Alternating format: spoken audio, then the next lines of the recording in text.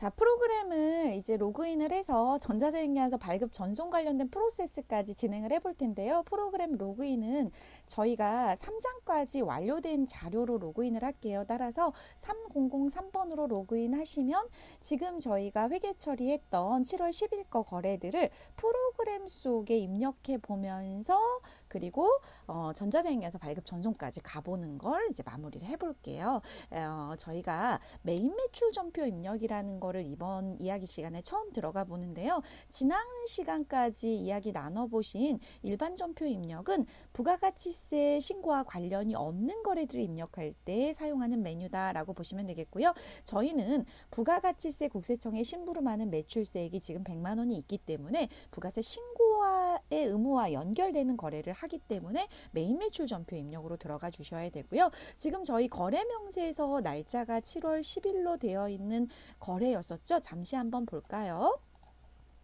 자, 여기 7월 10일로 여성정장 100벌을 코디나라에게 매출을 일으키셨습니다. 이 부분에 대해서 손으로 해본 회계 처리를 프로그램에 입력을 한다면 실제로 이제 10일자로 들어오셨을 때 처음 보는 유형이라는 칸이 보여지실 텐데요. 일반 전표 입력과 메인 매출 전표 입력의 차이점은 뭐냐면요. 일반 전표 입력에는 회계 처리만 하면 됐잖아요. 근데 메인 매출 전표 입력은 프로그램 프로세스에서 부가세 신고 프로세스까지 연동이 되는 자료들까지 입력을 해야 되기 때문에 상단부 윗부분과 하단부 아랫부분으로 나눠집니다. 상단부 윗부분은 부가세 신고를 도와주는 화면이고요. 하단부는 회계 처리를 하는 화면이다 라고 보시면 되겠어요. 저희가 이번 시간에 전자세금계약서 발급 전송하는 내용은 10%가 있는 의류인 과세 품목을 매출을 일으키는 거라서 매출 자리에 과세 품목 11번 요 내용은 뭐냐면요. 세금 계산서가 있는 매출일 경우에 11번 과세 매출 요렇게 들어가요. 자, 여성 정장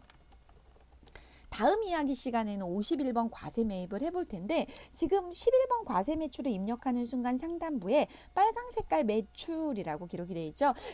제가 그 지금 11번째 이야기 시간까지 오는 동안 저희 엄마가 빨강 색깔 지갑은 돈이 들어와 해수가 이런다고 우스갯소리 좀 하고 넘어왔잖아요. 그것처럼 저희가 세금계산서를 2장을 발급을 하는데 매출자는 돈을 벌어들이는 입장이죠. 빨강 색깔 세금계산서를 보유하고 있게 되고요. 파랑 색깔 세금계산서는 매입자 한테 이제 교부를 해주게 돼요. 저희가 이메일로 전송을 하면 매입자인 코디나라는 파랑 색깔 세금계산서를 수취하게 되는 거고 매출자인 3일패션은 빨강 색깔을 저희가 발행해서 가지고 있게 되는 거죠. 수량 100벌에 한 벌당 10만 원에 1000만 원의 공급가액. 저희는 그러니까 여성 정장을 10만 원짜리를 100벌 팔아서 1000만 원만 코디나라한테 받으면 돼요. 그런데 국세청 과세당국이 부가가치세법상 과세 품목을 매출을 일으킬 때는 10%의 부가세를 뜯어와서 납부해 주세요라는 심부름을 시켰기 때문에 저희는 1100만 원을 뜯어와야 되는 거죠. 자, 코디나라에게 매출을 일으켰고요. 자, 이 부분 조금 중요한데 여러분 더존 스마트A 프로그램에서 전자세금란을 빈란으로 두셔야지만 하단의 메시지창 보세요. 여러분 빌 36524에서 발행하는 경우는 입력을 하지 말아라. 그냥 두시고 넘어가시면 되고요. 메인 매출 전표의 좋은 점은 뭐냐면 프로세스를 진행할 때 회계 처리를 자동으로 할 수가 있는 일부 기능들이 있어서 유저들이 되게 편해요. 이 분계란이 그건데요. 하단에 회계 처리를 해야 되는데 만약에 전액다 외상이었다. 저희 전액다 외상이죠. 그럼 2번 외상 코드를 걸면 자기가 알아서 외상 매출금이라는 회계 처리까지 해주게 되는 거고요. 대변은 자기가 알아서 상품 매출 수익 발생과 부가세 예수금 부채거든요. 요거는 심부름하는 거고 잠시 가지고 왔다가 뜯어왔다가 코디나라한테 뜯어왔다가 국세청에 납부하기 때문에 예수금은 부채예요. 부가가치세로 뜯어온 예수금이다. 그래서 계정감은 부가세 예수금을 사용하는데요. 저희가 전체 메뉴 쪽에 환경 설정에 가보시면은 기본적으로 프로그램 세팅되어 있는 환경 설정이 회계 파트에서 매출은 상품 매출로 세팅이 되어 있기 때문에 대변은 상품 매출 회계 처리가 된 거고요. 저희가 2번이라는 외상 코드를 걸었잖아요. 그것 때문에 외상 매출금으로 회계 처리가 자동된 거예요. 따라서 유저들이 사용하기 편하게 이렇게 프로그램들을 개발을 해놨죠. 그럼 여러분은 그걸 사용하는 방법만 아시면 돼요. 자, 이제 얘는 지금 회계 처리는 끝났지만 저희가 이걸 코디나라에게 전자세금계산서를 발급하고 국세청에 전송해야 될 의무가 있기 때문에 전체 메뉴에 부가가치세 2에 보시면 전자세금계산서 발행 및 내역관리라는 메뉴가 있어요. 이거 클릭하셔가지고요. 전자세금계산서 발급 전송 프로세스를 7월 10일자 거래를 조회를 하셔서 해볼 텐데요. 이 부분을 체크를 하시고요. 상단부에 보시면 전자발행이라는 내용이 있는데 저희가 전액 다 외상이었잖아요. 그럼 외상에다가 1,100만 원 이렇게 써주시면 세금계산서 하단에 이제 결제 내역 부분들에 대해서 이렇게 보여지게 되는데 실제 FAT 1급 자격시험에서는 이 부분을 채점을 하지 않기 때문에 입력은 여러분이 선택해서 하시면 되겠어요. 전자발행 이렇게 눌러주시고 확인 눌러주시면 짜라락 이렇게 세금계산서가 형식적으로 보여집니다. 이메일 주소 저희가 거래처 등록할 때 코디나라 거 등록했던 거 나오는 거죠. 이제 이메일로 코디나라한테 파란 색깔 세금계산서가 갈 거예요. 발행 눌러주시고요. 자, 이 부분 발행이 되고 나면 여러분이 두 번째 버튼이 아카데미 전자세금계산서를 눌러서요.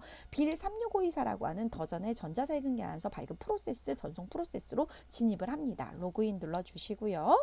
매출 조회를 눌러주셔서 방금 여러분이 7월 10일자 거 미전송된 거를 가지고 오시는데 이 부분에 대해서 발행을 누르시면 전송 성공으로 바뀌면서 빌 36524의 더전 스마트웨이 프로그램을 사용하시게 되는 경우에 전자세금계산서는 새벽에 전송이 돼요. 원래 세금계산서는 다음 날까지 이제 전송을 해야 되는데 요런 사업자들의 프로세스를 이용을 하니까 이 부분은 이제 요런 회사에서 더존이라는 회사에서 전송까지 해주게 됩니다. 자, 요거 창 닫으시고 메인으로 돌아오셔서 조회 버튼을 누르시면 여기에 전송 성공이라고 뜨고요. 국세청에 신고된 세금계산서입니다. 저희가 홈택스에 공인인증서로 로그인하시면 전자세금계산서 발급 전송된 거 내용들 다 확인하실 수가 있습니다. 자, 이제 메인 매출 전표 입력으로 오셔서 조회 버튼을 누르시면 여기에 전자 발행으로 상황이 바뀐 게 보여지시죠?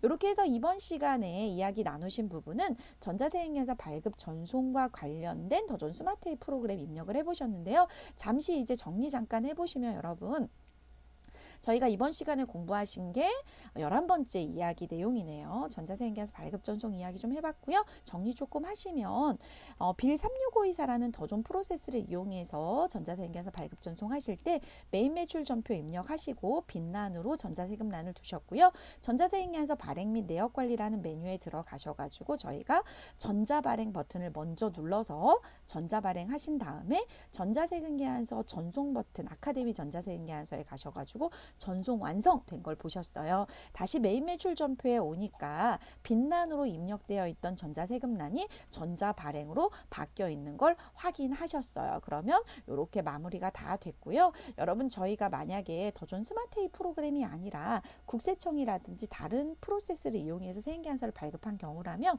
더존 스마트웨이에서 입력을 하실 때는 전자세금란을 1번 눌러서 전자 입력으로 두시면 돼요.